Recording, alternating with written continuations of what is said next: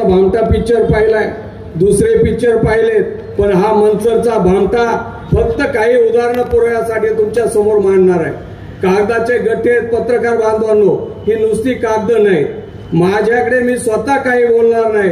त्यांनी जे जे पराक्रम केले चेअरमन साहेब, ग्रामपंचायत असताना मागाशी वसंतराव म्हणले की या ग्रामपंचायतची नगरपंचायत कशासाठी केली, तुमच्या समोर ग्रामपंचायतचा ऑडिट रिपोर्ट आहे। त्या ऑडिट मधला खर्च आहे, वाचून दाखवला तर भानगुडे पाटलांना पुढे जायचंय, खूप पुढे जाणार आहे। या झेरॉक्स प्रति ज्यांना पाहिजे त्यांना मी उद्या देईल। त्या कोरोना काळात सुद्धा प्रचंड मोठा भ्रष्टाचार केलेला आहे बांधवांनो।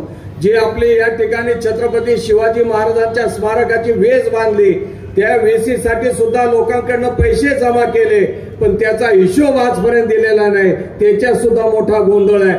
प्रत्येक ठिकाणी जे पीपी किट घेतले ते शासनानं जे मृतदेह जाळायचे होते ते जाळायची परवानगी फक्त महापालिकेला, नगर परिषदेला, नगरपंचायतला आणि ग्रामपंचायतला होती। मंचरच्या सरपंचांनी त्या ठिकाणी ते केलं, म्हणजे काही नवल केलं नाही। महाराष्ट्रातल्या सगळ्या सरपंचांनी ते केलं, सगळ्या नगरसेवकांनी केलेलं आहे बांधवांनो, वेगळं काही केलेलं नाही। या ठिकाणी त्यांची भामटेगिरी जर सांगायची झाली तर त्यांनी एक हॉस्पिटल टाकलं होतं। त्या हॉस्पिटलमध्ये काय गडबड केली ते जाहीर नोटीस त्या डॉक्टरांनी पुढारी पेपरला दिलेले आहे, त्याचं फक्त वाचन करतो। आणि 30 तारखेला राहिलेला मोठा ऍटॉम बॉम्ब त्यांच्या भ्रष्टाचाराचा मी तुमच्या पुढे फोडतो।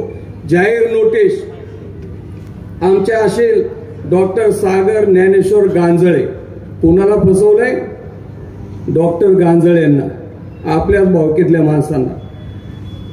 राहणार H730 Swaraj residency Chikhali road, Boradewadi, Moshi, Pune.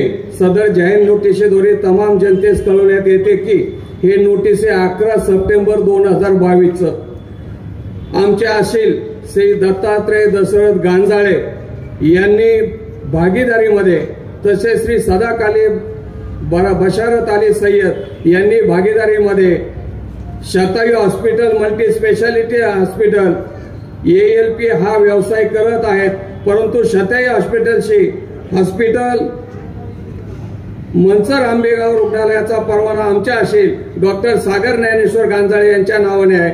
आमचे असेल 2022 पासून 1 जुलै 22 पर्यंत सकाळी 9 ते दुपारी 4 पर्यंत नियमित रुग्णालयामध्ये येत होते। जुलै पासून आजपर्यंत आमचे असेल सदर रुग्णालयात गैरहजर होते। धर्मांच्या काळात आमच्या असेलांनी शतायू हॉस्पिटल येथे भेट दिली असता भागीदारांनी सदर रुग्णालय येणाऱ्या उत्पन्नाचा अपहार करण्याच्या उद्देशाने उत्पन्न दुसऱ्याच्या खात्यावर वळते केल्याचे निदर्शनास आले आहे। तसेच सुमारे 15-20 डमी रुग्णांच्या मेडिक्लेम फाईल तयार करून त्याच्यावर माझ्या खोट्या सह्या केल्याचे निदर्शनास आले आहे। कोण सांगते? डॉक्टर गांजाळे।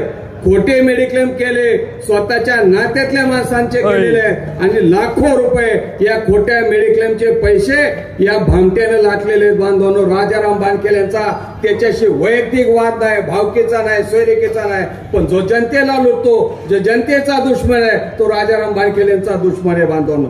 त्यावेळेस त्यांनी त्यांच्या खोट्या सह्या केल्याचे निदर्शनास आले। याशिवाय सदर गैरहजर काळात भागीदारांनी कर्मचाऱ्यांच्या मदतीने माझी आशेलाचे रुग्णांच्या औषधाचे प्रिस्क्रिप्शन म्हणजे डॉक्टरांच्या औषधाच्या चिठ्ठ्या सुद्धा डॉक्टरांच्या खोट्या सह्या करून पेशंटला दिलेल्या आहेत। हे मी सांगत नाही, पुढारी पेपरचं जाहीर नोटीस आहे आणि त्या नोटिसेमध्ये त्यांनी सांगितलेले आहे।